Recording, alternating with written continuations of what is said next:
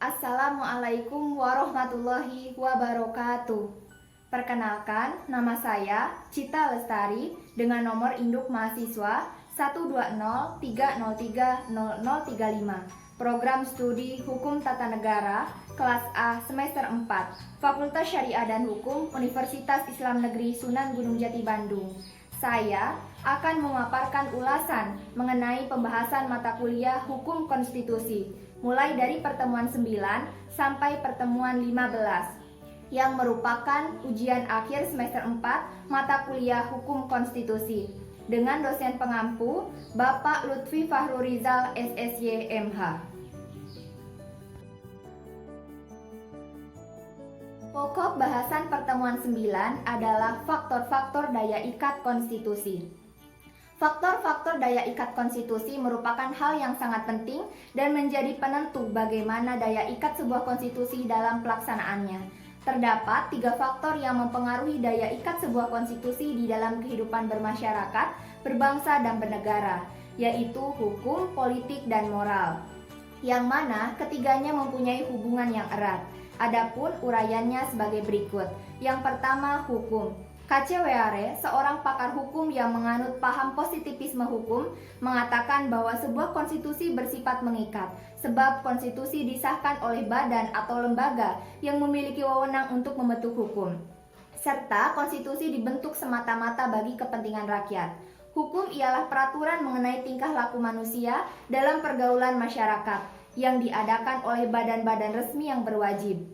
Peraturan itu bersifat memaksa, karena hukum itu merupakan peraturan-peraturan hidup kemasyarakatan yang dapat memaksa orang supaya menaati tata tertib dalam masyarakat dan memberikan sanksi yang tegas berupa hukuman terhadap siapa yang tidak mau patuh atau menaati. Dengan demikian, hukum yang memiliki sifat memaksa tersebut berharap agar seluruh lapisan masyarakat patuh atau menaati kaidah hukum yang berlaku agar tercipta keamanan, ketertiban, kedamaian, dan keselamatan dalam masyarakat.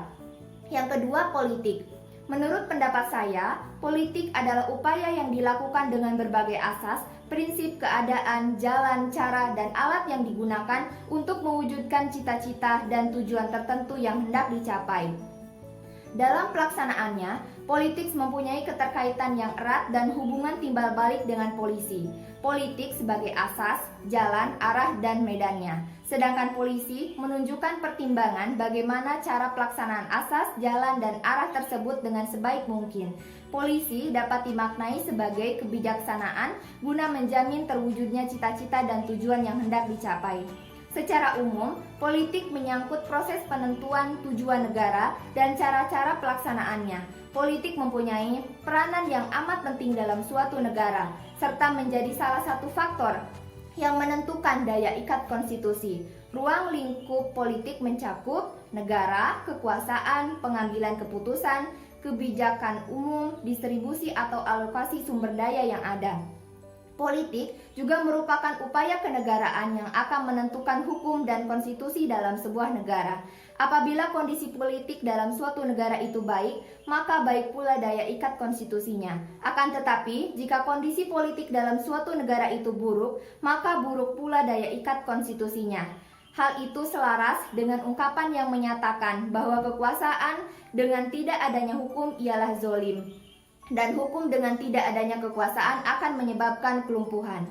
Yang ketiga, moral. Sebagai warga negara yang baik, wajib menjunjung tinggi nilai-nilai moral Pancasila. Sebagai orang tua, seharusnya harus sejak dini menanamkan moral yang baik pada anak-anaknya. Bila anak kita tidak dibekali dasar-dasar moral yang baik, maka di masa dewasa nanti tidak tahu moral yang baik. Orang yang punya moral baik akan dihargai dan dihormati orang lain. Sebaliknya, jika orang yang bermoral buruk akan dibenci orang. Moral dijiwai oleh nilai-nilai luhur yang dimiliki oleh seseorang. Misalnya, dalam keagamaan yang dijiwai oleh nilai-nilai ketuhanan, berdasarkan keyakinan manusia pada Sang Pencipta. Apabila kita mempunyai nilai moral ketuhanan dan mengaplikasikannya dalam kehidupan sehari-hari, maka kita akan senantiasa berbuat kebaikan dan menjauhi keburukan yang nantinya akan dinilai oleh lingkungan dan masyarakat. Apakah moral yang kita terapkan dinilai baik atau dinilai buruk? Contohnya, kita bersikap peduli terhadap lingkungan sekitar dan masyarakat, maka orang lain pasti akan menilai kita sebagai orang yang bermoral baik. Begitupun sebaliknya, jika kita acuh dengan lingkungan sekitar kita, maka orang akan menilai kita sebagai seseorang yang bermoral buruk atau tidak bermoral. Menurut Paul Scholten, kehendak moral bersifat otonom atau teonom yang bermakna hukum yang kekal, yaitu keputusan yang maha kuasa yang senantiasa memberikan petunjuk kepada hambanya menuju arah yang ditentukan yang menjadi tujuan dari hambanya itu, sebagai dasar yang paling kuat dari sebuah ketentuan dan hukum. Moral dianggap sebagai suara hati sanubari manusia yang diakui dan diinsyapi oleh setiap orang sebagai pedoman dalam sikap dan perbuatannya. Sanksi dari norma moral bersumber dari diri sendiri. Moral selalu berhubungan dengan dirinya sebagai manusia. Orang yang melanggar norma moral akan merasa malu atau menyesal. Moral juga sangat berkaitan erat dengan kebudayaan dari suatu negara. Contohnya, di Jepang dikenal dengan harakiri, yaitu budaya bunuh diri yang dilakukan oleh masyarakat Jepang ketika ia merasa malu atau menyesal terhadap suatu tindakan yang telah ia lakukan dengan cara menusuk jantungnya sendiri dengan samurai pendek. Pokok bahasan pertemuan ke-10 adalah konstitusi, konstitusionalisme, dan negara. Dalam kehidupan bermasyarakat, berbangsa, dan bernegara, pasti banyak permasalahan yang muncul. Untuk memenuhi kebutuhan hidup, banyak terjadi benturan kepentingan antara yang satu dengan yang lain. Oleh karena itu, agar mereka semua dapat hidup tenang, tentram, adil, dan damai, maka diperlukan adanya serangkaian peraturan yang harus ditaati oleh semua warga negaranya, yang akan mengatur kehidupan mereka sehingga terciptalah keamanan dan ketertiban dalam masyarakat. Aturan tertinggi dalam negara itu adalah konstitusi atau undang-undang dasar. Hampir setiap negara yang merdeka dan berdaulat memiliki konstitusi atau undang-undang dasar. Konstitusi atau undang-undang dasar biasanya memuat hal-hal yang pokok tentang berdirinya negara dan bagaimana tata cara pengaturan negara. Tanpa konstitusi, suatu negara tidak dapat berjalan secara tertib dan teratur dalam penyelenggaraan pemerintahan. Negara yang tidak didasari konstitusi biasanya mengarah pada sistem pemerintahan yang diktator atau sewenang-wenang, sehingga rakyat tertindas oleh penguasa. Sebagai negara yang berdaulat, Indonesia juga telah memiliki konstitusi yang dijadikan landasan kehidupan berbangsa dan bernegara. Konstitusi berasal dari bahasa Prancis, yaitu constituere, artinya menetapkan atau membentuk. Dalam istilah sehari-hari, konstitusi sering disamakan dengan undang-undang dasar. Dalam praktik, pengertian konstitusi lebih luas dari undang-undang dasar, karena konstitusi mencakup undang-undang dasar. Konstitusi mencakup keseluruhan dari peraturan, baik yang tertulis maupun tidak tertulis, yang mengatur secara mengikat bagaimana pemerintahan negara diselenggarakan dalam masyarakat. Pemakaian istilah konstitusi dimaksudkan sebagai pembentukan atau penyusunan negara. Selain itu, pembahasan mengenai konstitusi tidak dapat terlepas dengan pembahasan mengenai negara. Negara adalah organisasi tertinggi yang mempunyai cita-cita untuk bersatu dan untuk memajukan kesejahteraan rakyat, serta mempunyai pemerintahan yang berdaulat. Yang mana unsur-unsur negara terdiri dari unsur konstitutif, yaitu wilayah, rakyat, dan pemerintahan yang berdaulat. Unsur deklaratif, yaitu pengakuan dari negara lain. Arti penting konstitusi. Konstitusi mempunyai peranan yang amat vital dan penting dalam kehidupan bernegara. Adapun arti penting konstitusi dalam sebuah negara adalah sebagai berikut. Yang pertama, konstitusi sebagai asas atau dasar berdirinya sebuah negara yang mengatur tujuan didirikannya negara tersebut. Yang kedua, konstitusi merupakan pedoman dalam penyelenggaraan kekuasaan sebuah negara. Dan yang ketiga, di dalam konstitusi terdapat hak-hak setiap warga negara. Pancasila merupakan pandangan hidup dan kepribadian bangsa Indonesia. Sebagai pandangan hidup, Pancasila mengandung nilai-nilai kehidupan bangsa dan dijunjung tinggi, diyakini, serta dijadikan pedoman di dalam kehidupan sehari-hari oleh bangsa Indonesia. Pancasila sebagai dasar negara berfungsi sebagai dasar filosofis untuk menata dan mengatur penyelenggaraan negara. Hal tersebut dapat dijabarkan bahwa Pancasila sebagai dasar negara berarti Pancasila dijadikan dasar dalam penyelenggaraan negara, Pancasila dijadikan dasar dalam pengaturan dan sistem pemerintahan negara, dan Pancasila merupakan sumber hukum dalam kehidupan berbangsa dan bernegara. Konstitusionalisme. Pengertian konstitusionalisme secara khusus dapat diketahui dari beberapa pendapat ahli kenegaraan. Ramlan Surbakti mengatakan bahwa konstitusionalisme adalah paham yang menganut pengendalian kekuasaan sebuah negara. KCWR berpendapat konstitusi sebagai alat untuk mengontrol pemerintah. Konstitusi muncul dari kepercayaan pada pemerintah yang terbatas. Menurut Cambridge, konstitusi adalah sebagai kerangka negara yang diorganisasikan dengan dan melalui hukum. Dalam hal mana hukum menetapkan pengaturan mengenai pendirian lembaga-lembaga yang permanen, fungsi dari lembaga-lembaga tersebut, dan hak-hak yang ditetapkan. Sedangkan menurut C.F. Strong, konstitusi itu sebagai sekumpulan asas yang mengatur kekuasaan pemerintahan, hak-hak dari yang diperintah, dan hubungan antara pemerintah dengan yang diperintah. Jimli Asidik menerangkan bahwa sebuah konstitusi selalu menempatkan sebuah kekuasaan sebagai fokus utamanya, karena pada dasarnya kekuasaan harus diatur dan dibatasi agar keadilan dan kesejahteraan rakyat yang menjadi cita-cita suatu negara dapat diwujudkan. Menurut Elidar Haidir dan Suri Fahmi, konstitusi merupakan seperangkat alat yang digunakan oleh rakyat untuk mengatur dan menyeimbangkan kedudukan politik dan hukum, yaitu dengan mengatur kehidupan berbangsa dan bernegara guna mewujudkan tujuan bersama.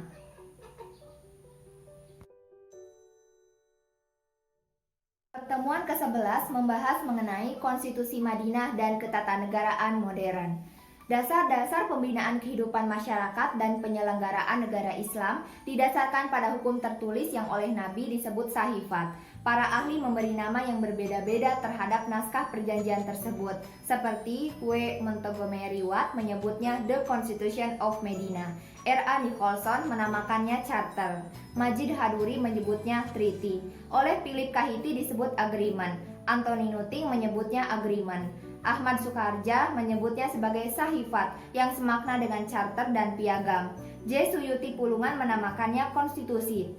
Dan oleh Ahmad Syafi'i disebut Alkitab atau buku, sahifat atau bundelan kertas. Walaupun disebut dengan nama yang berbeda, tidak keluar dari isi sahifat itu yang meliputi perjanjian antara kaum Muhajirin, Ansor, dan Yahudi yang mengatur mereka dalam kehidupan bermasyarakat dan bernegara. Sebagai aturan atau konstitusi, perjanjian tersebut menjadi dokumentasi resmi karena dibuat dalam bentuk tertulis. Konstitusi Madinah tersebut dapat dikatakan sebagai inisiatif atau ijtihad dari Nabi Muhammad sebagai pemimpin yang dipercaya karena tidak ada satu ayat pun yang memerintahkan beliau mendirikan negara. Akan tetapi, butir-butir yang tercantum dalam piagam itu sesuai dengan dasar-dasar umum yang terkandung dalam ayat-ayat Al-Quran. Di sisi lain, Madinah dikatakan negara karena telah memenuhi persyaratan, yaitu ada wilayah, rakyat, undang-undang, dan pemerintahan yang berdaulat. Semua unsur tersebut telah tercakup pada negara Islam pertama itu. Wilayahnya adalah Madinah, rakyatnya adalah kaum Muhajirin, Ansor, dan Yahudi, undang-undangnya adalah syariat Islam atau Al-Quran dan Sunnah Rasulullah, dan pemerintahannya adalah Rasulullah selaku kepala negara yang mengatur segala persoalan. Menurut Hiti, terwujudnya naskah perjanjian itu merupakan bukti kemampuan Nabi SAW melakukan negosiasi dan konsiliasi dengan berbagai kelompok masyarakat Madinah sehingga beliau diakui sebagai pemimpin mereka. Beliau juga mampu mempersatukan seluruh kaum muslimin yang berasal dari berbagai kabilah dan membentuk mereka menjadi satu umat. Sebagai satu jamaah, mereka harus saling menolong atas dasar iman dan persamaan antara kaum muslimin dan Yahudi dalam permasalahan ekonomi, sosial, dan politik. Dengan demikian, Rasulullah telah berhasil menghapus ikatan kabilah yang menjadi dasar masyarakat Arab sebelum Islam, diganti dengan ikatan agama dan beribadah hanya kepada Allah Subhanahu wa Ta'ala. Dasar-dasar masyarakat baru yang dibentuk oleh Rasulullah itu jauh berbeda dari sistem masyarakat Arab jahiliyah karena berdasarkan sejumlah prinsip, yaitu prinsip manusia sebagai umat yang satu, prinsip persamaan dan kebebasan, prinsip persaudaraan dan persatuan, prinsip tolong-menolong dan membela yang teraniaya, prinsip hidup bertetangga, prinsip keadilan, prinsip musyawarah, prinsip pelaksanaan hukum dan sanksi hukum, prinsip toleransi beragama dan hubungan antar pemeluk agama, prinsip pertahanan dan perdamaian, prinsip amar ma'ruf dan nahi munkar, prinsip ketakwaan, prinsip kepemimpinan, dan prinsip tanggung jawab pribadi dan kelompok yang berlaku untuk semua penduduk Madinah. Selanjutnya, secara garis besar, isi perjanjian tersebut dapat dikategorikan sebagai berikut.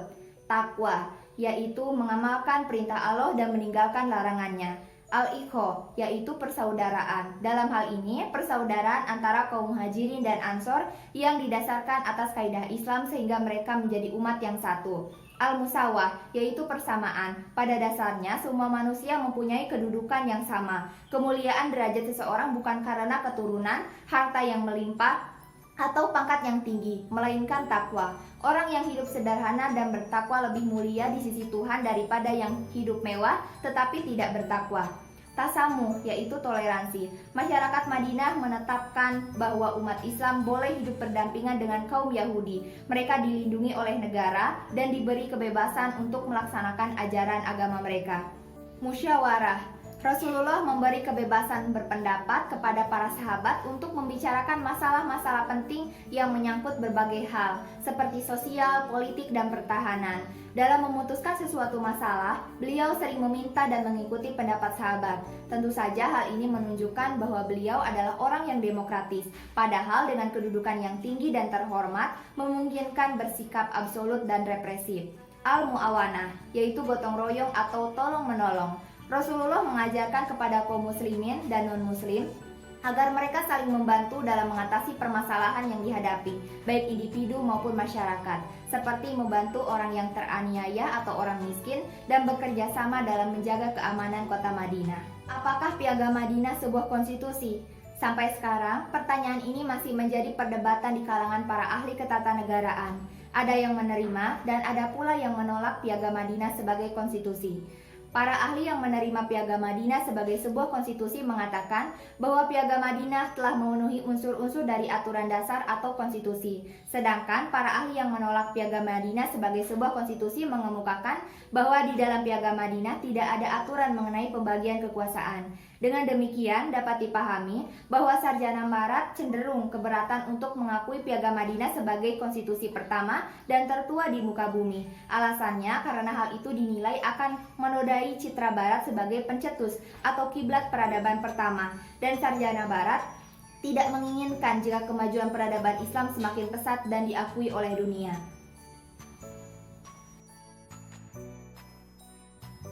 Temuan ke-12 membahas mengenai konstitusi Indonesia. Bangsa Indonesia adalah bangsa yang dianugerahi kesuburan dan kekayaan alam yang luar biasa. Sejak zaman kerajaan, bangsa kita telah melakukan perdagangan dengan negara-negara Asia, Eropa, maupun Afrika. Sebelum para penjajah Belanda dan Jepang datang ke Indonesia, kehidupan yang berlangsung dalam masyarakat berjalan dengan seimbang dan damai. Pada tanggal 13 November 1596, Belanda di bawah pimpinan Cornelis de Houtman pertama kali mendarat di Banten, dan pada tanggal 20 Maret 1602, Belanda mendirikan Kongsi Dagang VOC, Verenigde Oost-Indisch Compagnie, di Batavia untuk memperkuat kedudukannya. Pada tanggal 31 Desember 1799, VOC dinyatakan pailit dan akhirnya dibubarkan pada tanggal 1 Januari 1800. Sejak itu dimulailah pemerintahan kolonial Belanda, pemerintah Hindia Belanda di Kepulauan Nusantara, yang kemudian disebut Hindia Belanda. Pada tahun 1854, Ratu Belanda menetapkan Regering Reglement atau RR dan diberlakukan di seluruh wilayah Hindia Belanda, yang merupakan undang-undang dasar kerajaan Belanda, yang peraturannya bersifat sentralistik, yaitu mengacu kepada peraturan kerajaan Belanda di Den Haag. Kemudian pada tanggal 23 Juni 1925, RR diganti dengan Indisch Staatregeling atau IS, yang merupakan peraturan turunan dari RR yang disesuaikan dengan budaya masyarakat Nusantara.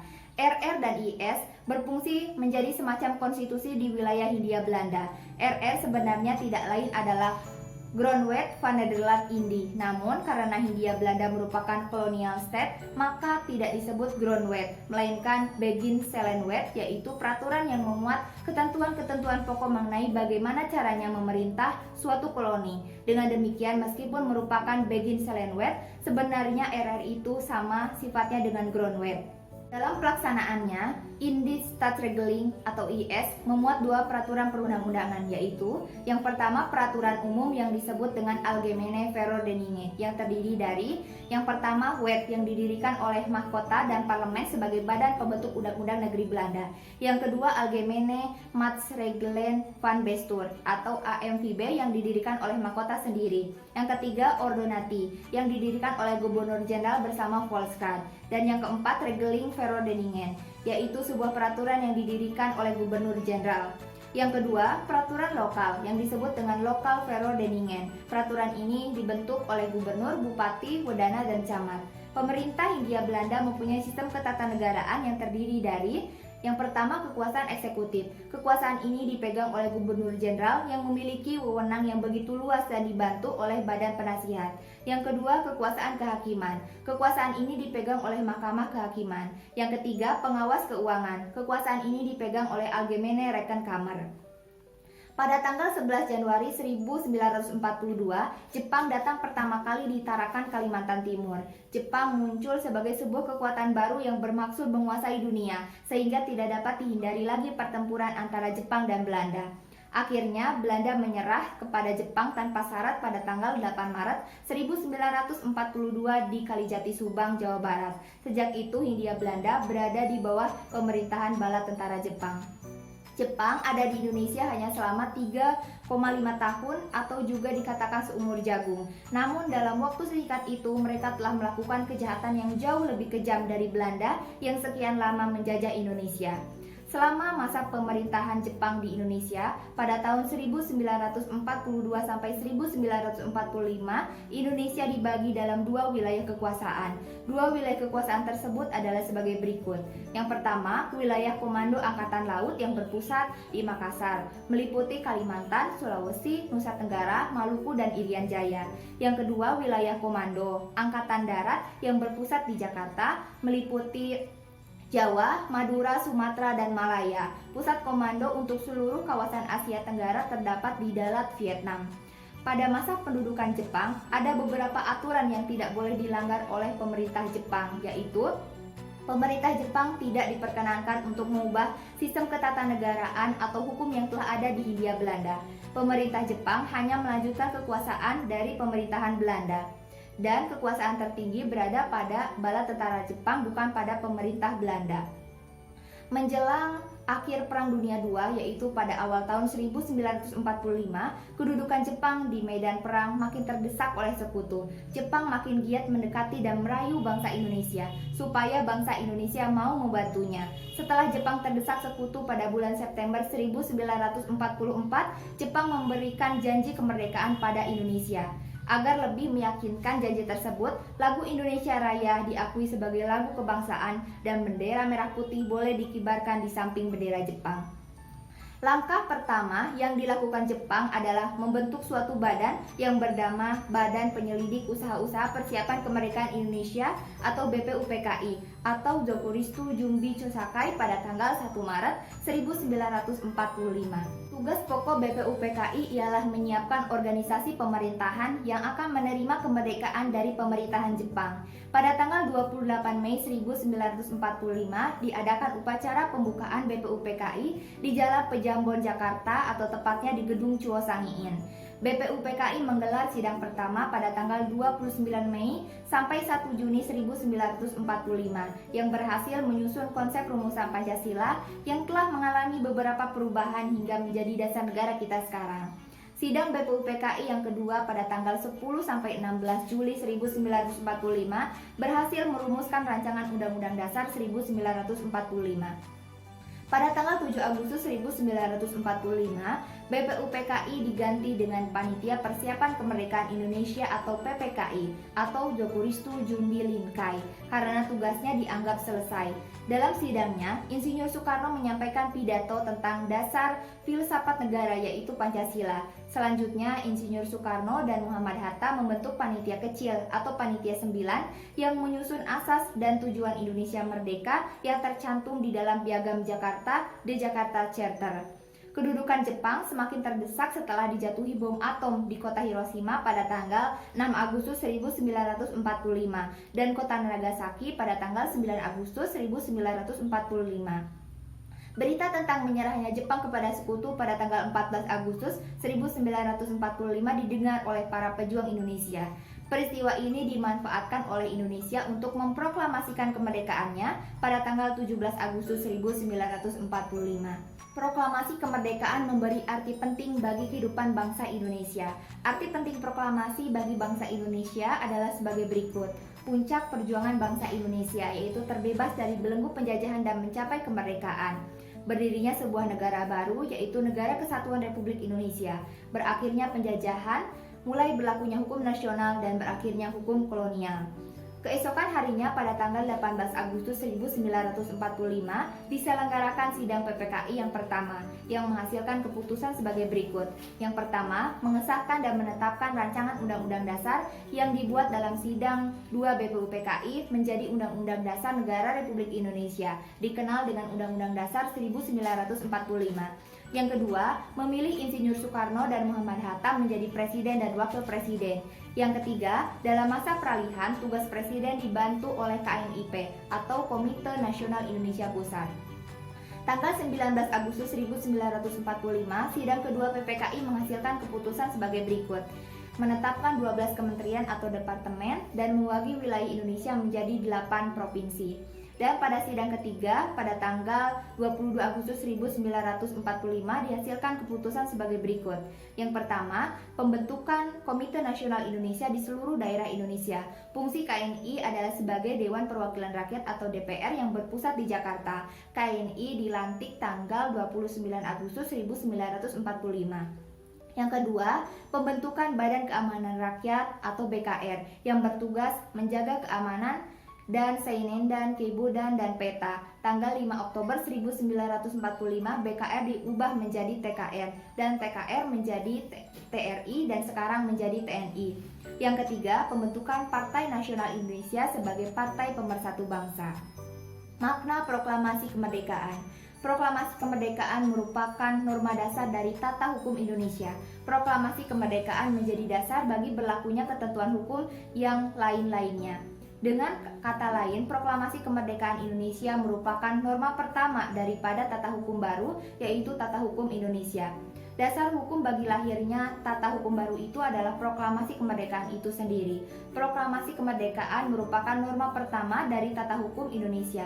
Sebagai norma pertama, proklamasi kemerdekaan juga dapat dikatakan sebagai norma dasar.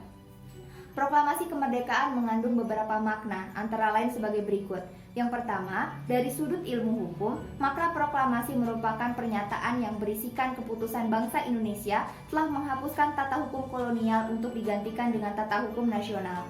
Yang kedua, dari sudut politik ideologis, proklamasi merupakan pernyataan bangsa Indonesia telah berhasil melepaskan diri dari segala belenggu penjajahan dan sekaligus menunjukkan kemandirian dan kemampuan bangsa Indonesia menjadi negara Republik Indonesia yang bebas, merdeka, dan berdaulat penuh. Yang ketiga, proklamasi kemerdekaan adalah suatu alat hukum internasional untuk menyatakan kepada rakyat dan seluruh dunia bahwa bangsa Indonesia mengambil nasib ke dalam tangannya sendiri untuk menggenggam seluruh hak kemerdekaan yang meliputi bangsa, tanah air, pemerintahan, dan kebahagiaan rakyat. Dan yang keempat, proklamasi dipandang sebagai puncak perjuangan rakyat Indonesia dalam mencapai kemerdekaannya. Hubungan antara pembukaan Undang-Undang Dasar 1945 dan proklamasi kemerdekaan. Pembukaan Undang-Undang Dasar 1945 merupakan rangkaian yang tak dapat dipisahkan dari proklamasi kemerdekaan 17 Agustus 1945. Sebagaimana yang tercantum dalam pembukaan Undang-Undang Dasar 1945 alinea keempat. Proklamasi kemerdekaan Indonesia pada hakikatnya adalah pencetusan dari segala perasaan yang sedalam-dalamnya yang terbenam dalam kalbu rakyat Indonesia. Proklamasi kemerdekaan beserta anak kandungnya yang berupa pembukaan Undang-Undang Dasar 1945 telah melukiskan pandangan hidup, tujuan hidup, falsafah hidup, dan rahasia hidup kita sebagai bangsa. Apabila proklamasi itu merupakan suatu Proclamation of Independence, maka pembukaan Undang-Undang Dasar 1945 merupakan Declaration of Independence dari Republik Indonesia. Sejarah perkembangan Undang-Undang Dasar di Indonesia.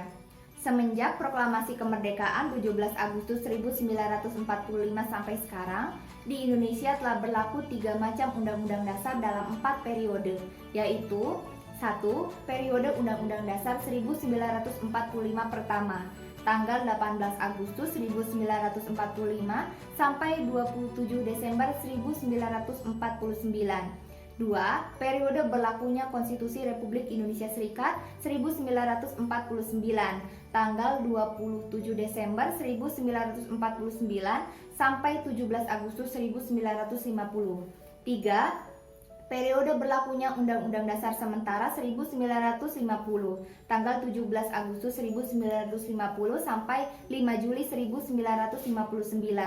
4. Berlakunya Undang-Undang Dasar 1945 periode 5 Juli 1959 sampai 19 Oktober 1999. Dan kelima, berlakunya Undang-Undang Dasar Negara Republik Indonesia tahun 1945, 19 Oktober 1999 sampai sekarang.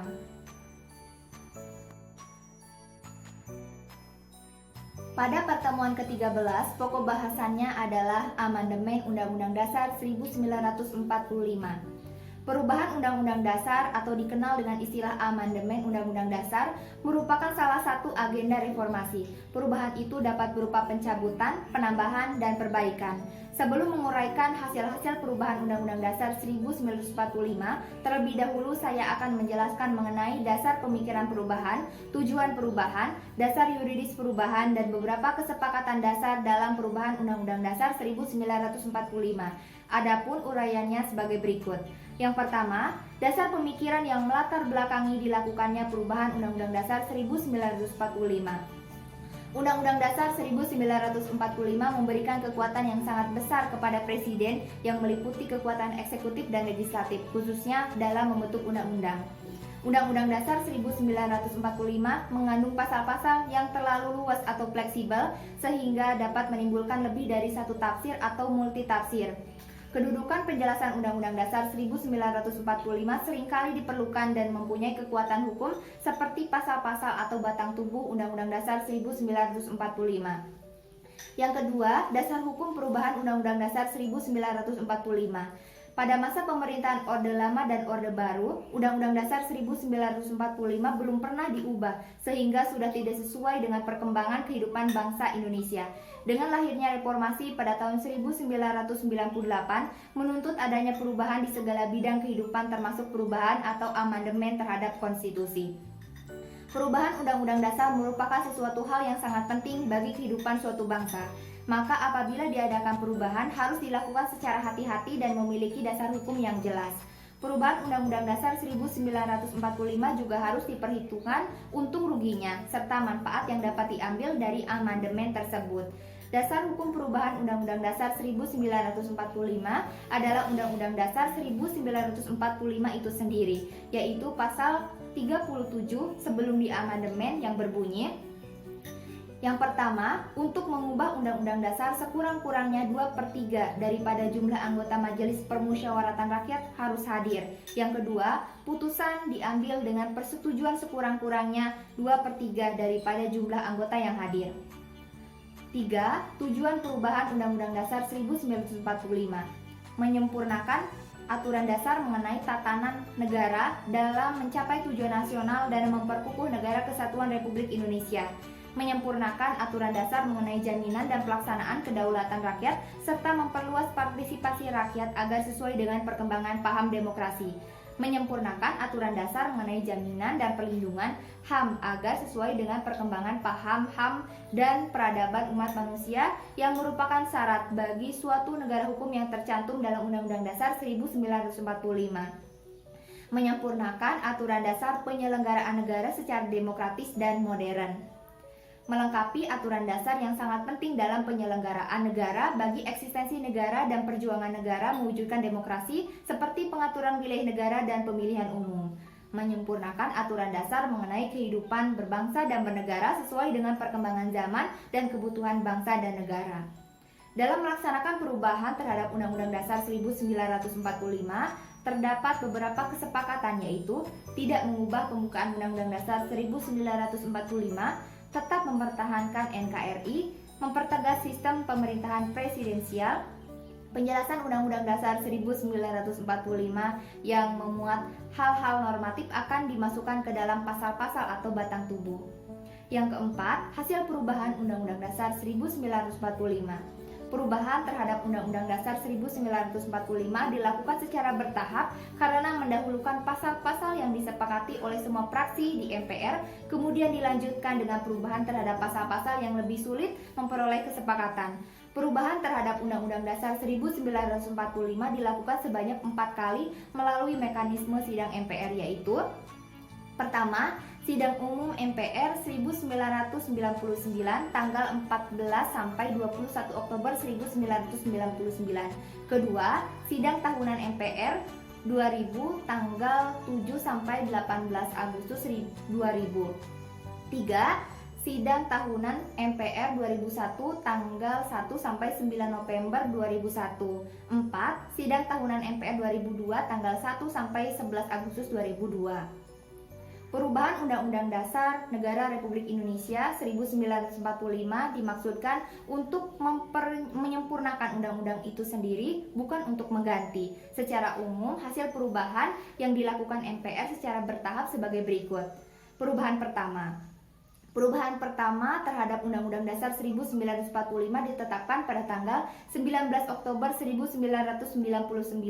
Dapat dikatakan sebagai tonggak sejarah yang berhasil mematahkan semangat yang cenderung mensakralkan atau menjadikan Undang-Undang Dasar 1945 sebagai sesuatu yang suci yang tidak boleh disentuh oleh ide perubahan. Perubahan pertama terhadap Undang-Undang Dasar 1945 meliputi 19 pasal, 16 ayat, yaitu: Pasal 5 ayat 1, isi perubahannya mengenai hak presiden untuk mengajukan rancangan undang-undang kepada DPR. Pasal 7, isi perubahannya mengenai pembatasan masa jabatan presiden dan wakil presiden. Pasal 13 ayat 2 dan 3, isi perubahannya mengenai pengangkatan dan penempatan duta. Pasal 14 ayat 1, isi perubahannya mengenai pemberian grasi dan rehabilitasi. Pasal 14 ayat 2, isi perubahannya mengenai pemberian amnesti dan abolisi. Pasal 15, isi perubahannya mengenai pemberian gelar, tanda jasa, dan kehormatan. Pasal 17 ayat 2 dan 3, isi perubahannya mengenai pengangkatan menteri. Pasal 20 ayat 1 sampai 4, isi perubahannya mengenai DPR. Dan pasal 21, isi perubahannya mengenai hak DPR untuk mengajukan rancangan undang-undang. Perubahan kedua ditetapkan pada tanggal 18 Agustus 2000, meliputi 27 pasal yang tersebar dalam 7 bab, yaitu: Bab 6, isi perubahannya mengenai pemerintah daerah, yaitu pasal 18, pasal 18A, pasal 18B. Bab 7, isi perubahannya mengenai Dewan Perwakilan Daerah, yaitu pasal 19, pasal 20 ayat 5, pasal 20A, pasal 22A, pasal 22B. Bab 9A, isi perubahannya mengenai wilayah negara, yaitu pasal 25A. Bab 10, isi perubahannya mengenai warga negara dan penduduk, yaitu pasal 26 ayat 2 dan 3, pasal 27 ayat 3. Bab 10A, isi perubahannya mengenai hak asasi manusia, yaitu pasal 28A, pasal 28B, pasal 28C, pasal 28D, pasal 28E, pasal 28F, pasal 28G, pasal 28H, pasal 28I, pasal 28J. Bab 12, isi perubahannya mengenai pertahanan dan keamanan, yaitu pasal 30. Bab 15, isi perubahannya mengenai bendera, bahasa, lambang negara, serta lagu kebangsaan, yaitu pasal 36A, pasal 36B, dan pasal 36C. Perubahan ketiga ditetapkan pada tanggal 9 November 2001, meliputi 23 pasal yang tersebar dalam 7 bab, yaitu: Bab 1, isi perubahannya mengenai bentuk dan kedaulatan, yaitu pasal 1 ayat 2 dan 3. Bab 2, isi perubahannya mengenai MPR, yaitu pasal 3 ayat 1, 2, dan 3. Bab 3, isi perubahannya mengenai kekuasaan pemerintah negara, yaitu pasal 6 ayat 1 dan 2, pasal 6A ayat 1, 2, 3, dan 5, pasal 7A, pasal 7B ayat 1, 2, 3, 4, 5, 6, dan 7, pasal 7C, pasal 8 ayat 1 dan 2, pasal 11 ayat 2 dan 3. Bab 5, isi perubahannya mengenai Kementerian Negara, yaitu pasal 17 ayat 4.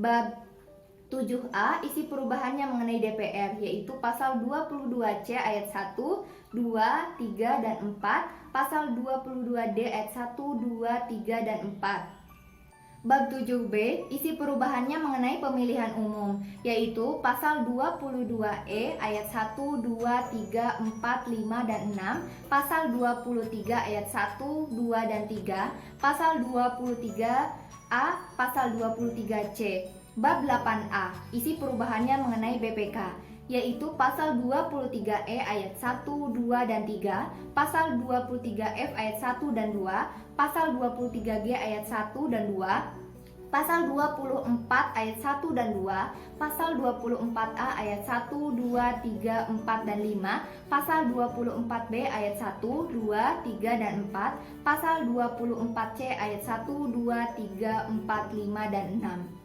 Perubahan keempat, ditetapkan 10 Agustus 2002, meliputi 19 pasal yang terdiri atas 31 butir ketentuan, serta 1 butir yang dihapuskan, yaitu pasal 2 ayat 1, pasal 6A ayat 4, pasal 8 ayat 3, pasal 11 ayat 1, pasal 16, pasal 23B, pasal 23D, pasal 24 ayat 3, pasal 31 ayat 1, 2, 3, 4, dan 5, pasal 32 ayat 1 dan 2, pasal 33 ayat 4 dan 5, pasal 34 ayat 1, 2, 3, dan 4, pasal 37 ayat 1, 2, 3, 4, dan 5, aturan peralihan pasal 1, 2, dan 3, aturan tambahan pasal 1 dan 2. Dalam naskah perubahan keempat ditetapkan bahwa 1.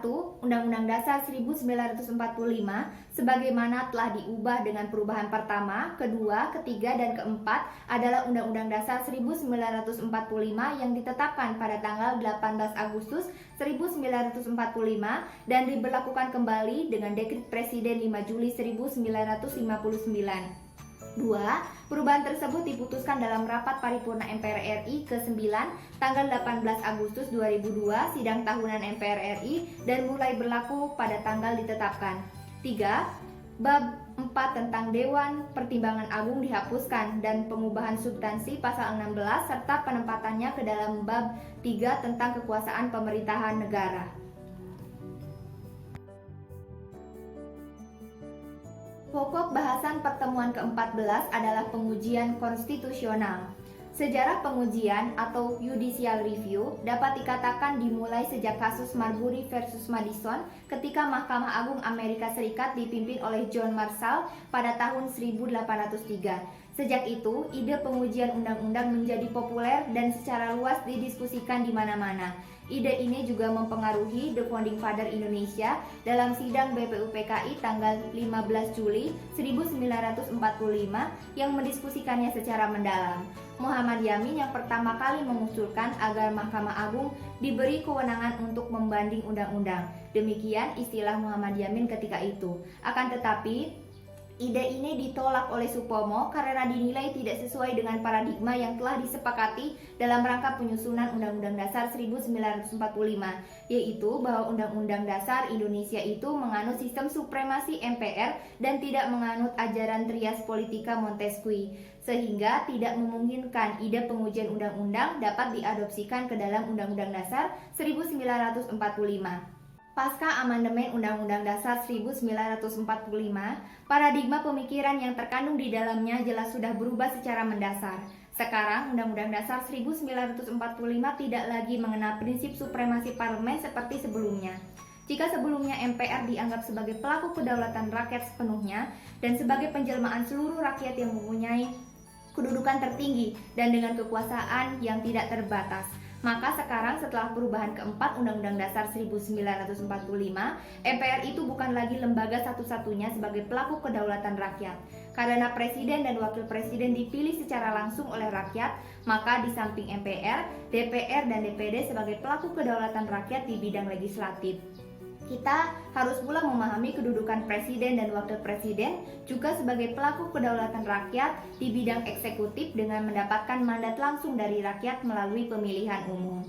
Di samping itu, karena sejak perubahan pertama sampai perubahan keempat Undang-Undang Dasar 1945 telah terjadi proses pergeseran kekuasaan legislatif dari tangan Presiden ke tangan DPR. Maka mau tidak mau, kita harus memahami bahwa Undang-Undang Dasar 1945 sekarang menganut prinsip pemisahan kekuasaan yang tegas antara cabang-cabang kekuasaan legislatif, eksekutif, dan yudikatif dengan mengandaikan adanya hubungan check and balances antara satu sama lain.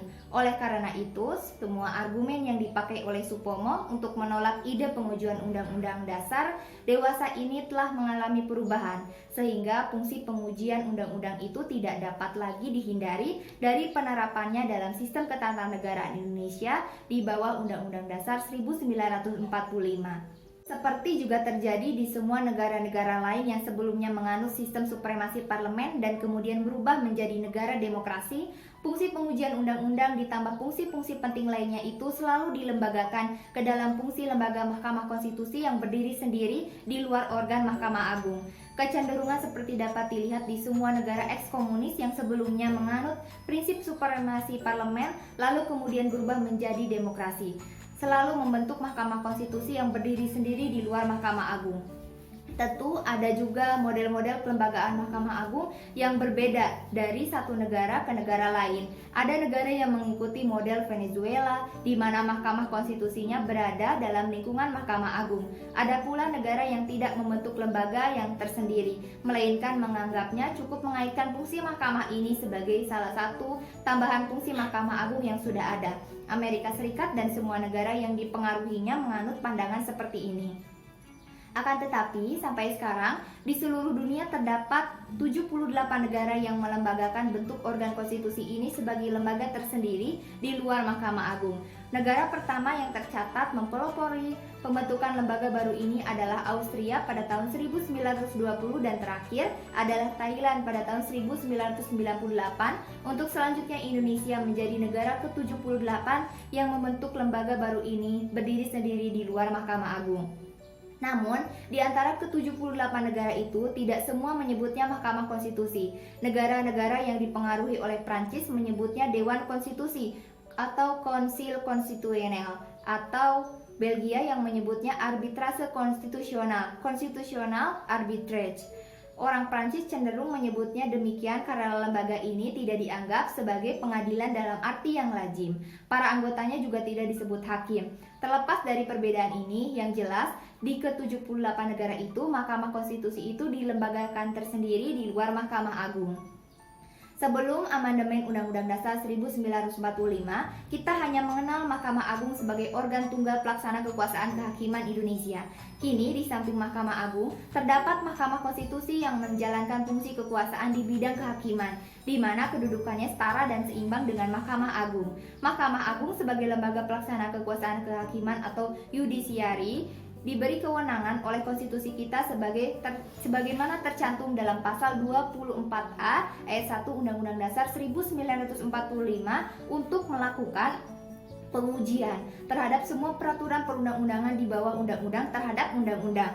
Kewenangan yang demikian dipertegas kembali dalam pasal 11 ayat 2 huruf B Undang-Undang Nomor 4 Tahun 2004 Junto pasal 20 ayat 2 huruf B Undang-Undang Nomor 48 Tahun 2009 tentang kekuasaan kehakiman.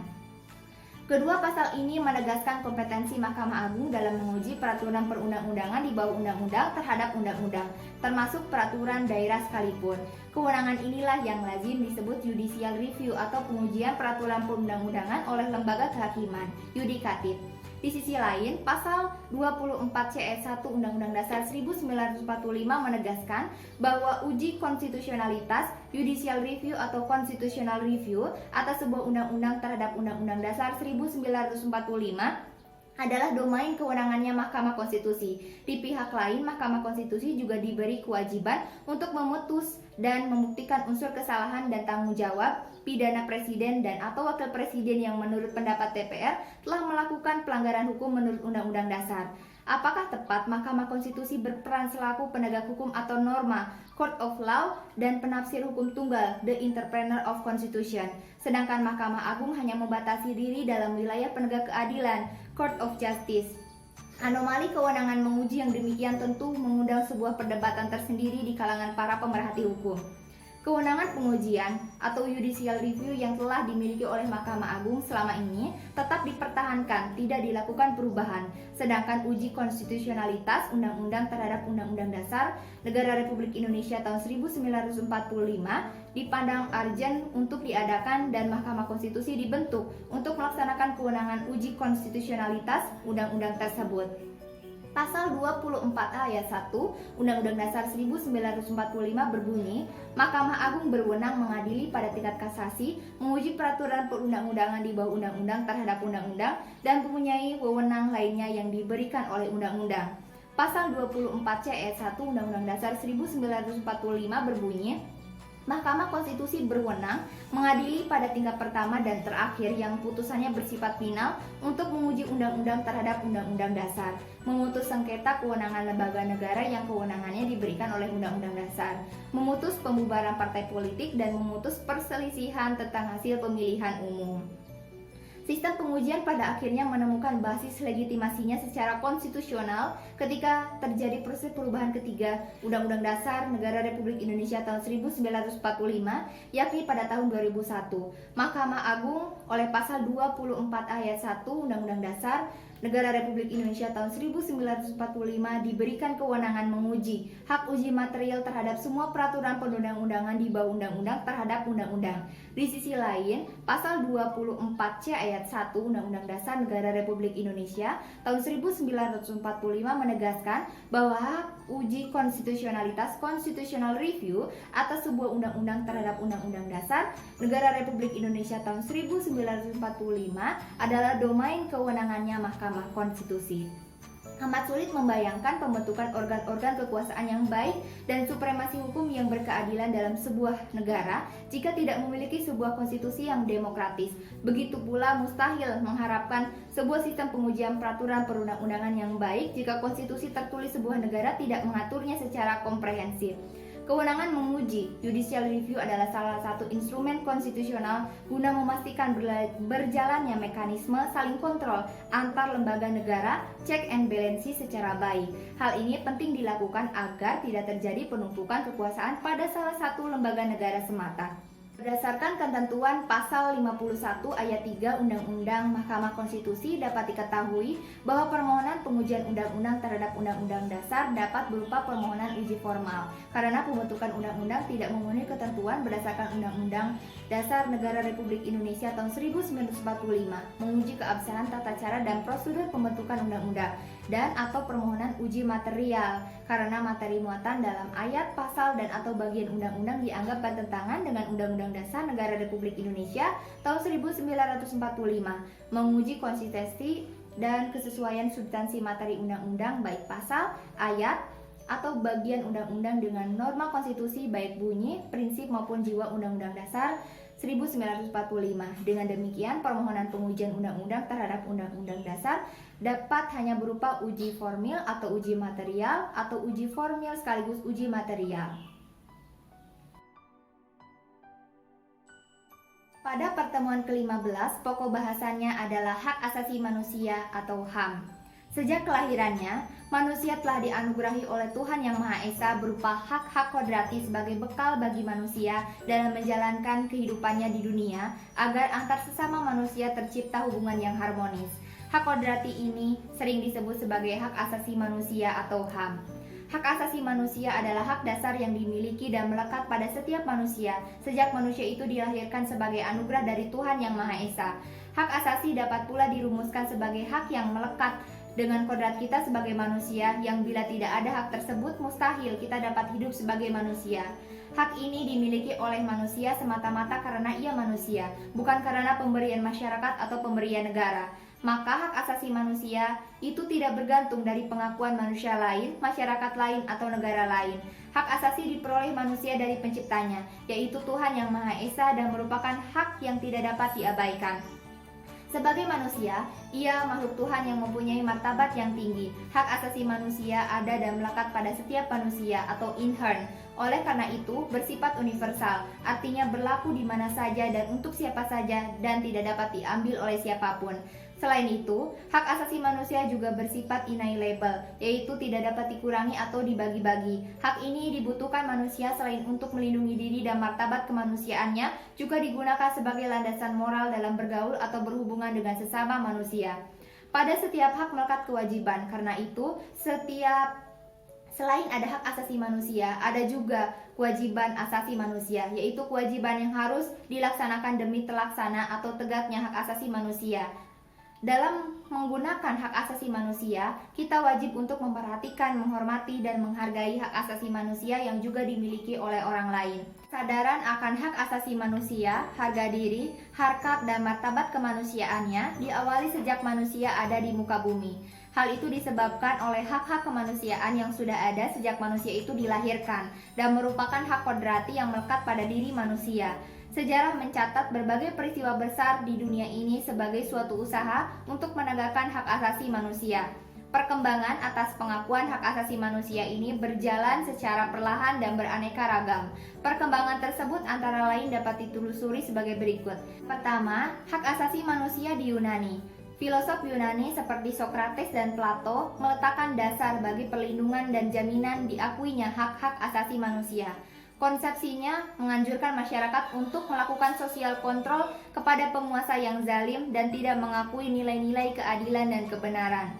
Aristoteles mengajarkan pemerintah harus mendasarkan kekuasaannya pada kemauan dan kehendak warga negaranya.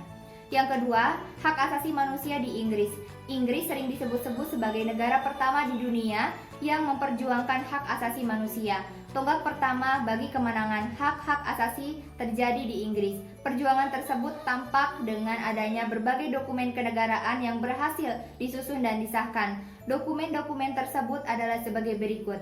Yang pertama, Magna Carta. Magna Carta lahir pada tahun 1215 sebagai bentuk proses pada bangsawan terhadap tindakan sewenang-wenang Raja John Lackland kepada rakyat dan bangsawan. Isi dari Magna Carta sebagai berikut. Raja beserta keturunannya berjanji akan menghormati kemerdekaan, hak, dan kebebasan gereja Inggris.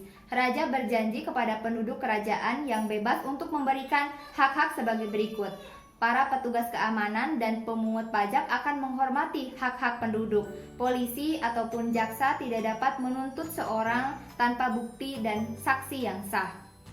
Seseorang yang bukan budak tidak akan ditahan, ditangkap, ataupun dinyatakan bersalah tanpa perlindungan negara dan tanpa alasan hukum sebagai dasar tindakannya.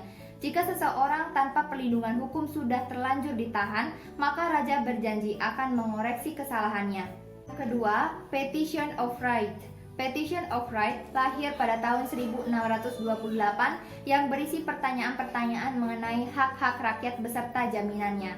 Petisi ini diajukan oleh para bangsawan kepada raja di muka parlemen. Secara garis besar, isi dari Petition of Right adalah sebagai berikut. Pajak dan pungutan istimewa harus disertai persetujuan. Warga negara tidak boleh dipaksakan menerima tentara di rumahnya. Tentara tidak boleh menggunakan hukum perang dalam keadaan damai. Yang ketiga, Habeas Corpus Act. Habeas Corpus Act adalah undang-undang yang mengatur tentang penahanan seseorang yang isinya seseorang yang ditahan segera diperiksa dalam waktu 2 hari setelah penahanan. Alasan penahanan seseorang harus disertai bukti yang sah menurut hukum. Yang keempat, Bill of Rights. Bill of Rights merupakan undang-undang yang diterima oleh Parlemen Inggris yang mengatur hal-hal berikut: kebebasan dalam pemilihan anggota parlemen, kebebasan berbicara dan mengeluarkan pendapat, pajak, undang-undang, dan pembentukan tentara tetap harus seizin parlemen. Hak warga negara untuk memeluk agama menurut kepercayaan masing-masing, dan parlemen berhak mengubah keputusan raja. Yang ketiga, hak asasi manusia di Amerika Serikat. Pelopor hak asasi manusia di Amerika Serikat adalah John Locke yang mengemukakan hak-hak dasar yang termuat dalam Deklarasi Kemerdekaan Amerika Serikat tahun 1776 yang dikenal dengan Declaration of Independence of the United States. Yang keempat, Hak asasi manusia di Prancis. Hak asasi manusia di Prancis timbul sebagai bentuk perjuangan menuntut hak asasi manusia yang dilakukan untuk melawan kesewenang-wenangan rezim lama. Pernyataan tersebut dikenal dengan nama Déclaration des droits de l'homme et du citoyen pada tahun 1789. Yang kelima, pengakuan hak asasi manusia sedunia oleh PBB. Pengakuan hak asasi manusia sedunia dilakukan oleh PBB pada 10 Desember 1948 dalam piagam yang disebut Universal Declaration of Human Rights. Dalam piagam tersebut menyerukan kepada semua warga negara, anggota, dan bangsa di dunia untuk mengakui dan menjamin tegaknya hak asasi manusia yang dimuat dalam konstitusi negara masing-masing. Latar belakang lahirnya DUHAM adalah sebagai berikut. Untuk mengurangi kekuasaan hukum negara atas warganya. Hal ini dimaksudkan untuk mencegah kekejaman terhadap warga negaranya dengan warga negara lain seperti pada masa Perang Dunia II. Memberikan perlindungan bagi individu menghadapi negara di mana ia menjadi warganya. Hal ini dimaksudkan bahwa setiap pelanggaran hak asasi oleh suatu negara kepada individu yang menjadi warganya dapat dimintakan pertanggungjawaban secara internasional. Sejak munculnya Deklarasi Universal HAM, itulah secara internasional HAM telah diatur dalam ketentuan hukum sebagai instrumen internasional. Ketentuan hukum HAM atau disebut juga instrumen. HAM merupakan alat yang berupa peraturan perundang-undangan yang digunakan dalam menjamin perlindungan dan penegakan HAM. Instrumen HAM terdiri atas instrumen nasional HAM dan instrumen internasional HAM. Instrumen nasional HAM berlaku terbatas pada suatu negara, sedangkan instrumen internasional HAM menjadi acuan negara-negara di dunia dan mengikat secara hukum bagi negara yang telah mengesahkannya atau meratifikasi. Yang keenam, hak asasi manusia di Indonesia. Hak asasi manusia di Indonesia bersumber dan bermuara pada Pancasila, yang artinya hak asasi manusia mendapat jaminan kuat dari falsafah bangsa, yakni Pancasila. Bermuara pada Pancasila dimaksudkan bahwa pelaksanaan hak asasi manusia tersebut harus memperhatikan garis-garis yang telah ditentukan dalam ketentuan falsafah Pancasila. Bagi bangsa Indonesia, melaksanakan hak asasi manusia bukan berarti melaksanakan dengan sebebas-bebasnya, melainkan harus memperhatikan ketentuan-ketentuan yang terkandung dalam pandangan hidup bangsa Indonesia, yaitu Pancasila. Hal ini disebabkan pada dasarnya memang tidak akan ada hak yang dapat dilaksanakan secara mutlak tanpa memperhatikan hak orang lain. Selain itu juga, karena setiap hak dibatasi oleh tanggung jawab, ada hak, ada pula kewajiban. Hidup sosial atau berkenegaraan artinya ada banyak orang dengan latar belakang berbeda, agama, prinsip, beserta seperangkat hak-haknya.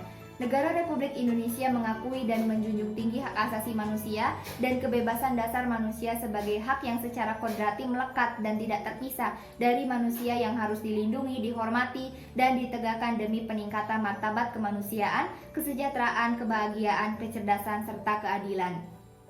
Manusia memiliki 3 hak dasar yang disebut hak dasar manusia, yang mana hak dasar melekat sejak manusia dilahirkan sebagai anugerah Tuhan Yang Maha Esa sesuai kodratnya, yaitu hak hidup, hak bebas, dan hak bahagia. HAM tersebar di berbagai segi kehidupan, yaitu pribadi, ekonomi, politik, sosial budaya, dan hukum. Hak pribadi, hak untuk beribadah, berpendapat, bebas bergerak. Hak ekonomi, hak untuk berjual beli, hak untuk mengadakan perjanjian, hak untuk memiliki suatu benda. Hak politik, hak memilih dan dipilih, hak mendirikan dan memasuki partai politik, hak berpendapat. Hak sosial budaya, hak untuk bebas berekspresi. Hak hukum, hak dalam tata cara peradilan, misalnya hak untuk bertanya. Di Indonesia, terdapat peraturan perundang-undangan yang secara khusus mengatur tentang pelaksanaan HAM, diantaranya Undang-Undang RI Nomor 39 Tahun 1999 tentang HAM, Undang-Undang RI Nomor 7 Tahun 1984 tentang ratifikasi Konvensi PBB tentang penghapusan segala bentuk diskriminasi terhadap perempuan, Undang-Undang RI Nomor 23 Tahun 2002 tentang perlindungan anak, Convention Against Torture and Other Cruel, Inhuman, or Degrading Treatment on Punishment, Undang-Undang RI Nomor 1 Tahun 2000 tentang pengesahan Konvensi ILO Nomor 182 mengenai pelanggaran dan tindakan segera penghapusan bentuk-bentuk pekerjaan terburuk untuk anak, Undang-Undang RI Nomor 11 Tahun 2005 tentang pengesahan Kovenan Internasional tentang Hak-Hak Ekonomi, Sosial, dan Budaya, International Covenant on Economic, Social, and Cultural Rights, Undang-Undang RI Nomor 12 Tahun 2005 tentang pengesahan Kovenan Internasional tentang hak-hak sipil dan politik, International Covenant on Civil and Political Rights. Hak asasi manusia merupakan hak secara kodrat melekat pada umat manusia, sehingga harus mendapatkan jaminan akan pemenuhan dan perlindungan hak asasi manusia. Jaminan terhadap hak asasi manusia biasanya mendapatkan tempat dalam konstitusi atau peraturan perundangan setiap negara. Hal ini menggambarkan betapa pentingnya adanya pengakuan dan penegakan atas hak asasi manusia. Salah satu upaya jaminan terhadap hak asasi manusia adalah melalui pendirian beberapa lembaga yang secara khusus menangani masalah hak asasi manusia, seperti Komnas HAM, Pengadilan HAM, Komisi Nasional Perlindungan Anak Indonesia, Komisi Nasional Anti Kekerasan Terhadap Perempuan, dan Komisi Kebenaran dan Rekonsiliasi. Tidak jarang pula terjadi perilaku yang melanggar nilai-nilai hak asasi manusia. Perilaku inilah yang disebut sebagai pelanggaran terhadap hak asasi manusia. Berbagai contoh perilaku pelanggaran hak asasi manusia sering dijumpai dalam masyarakat kita. Salah satu faktornya adalah perbedaan kepentingan dan keinginan antara berbagai pihak, sehingga timbul konflik atau perselisihan.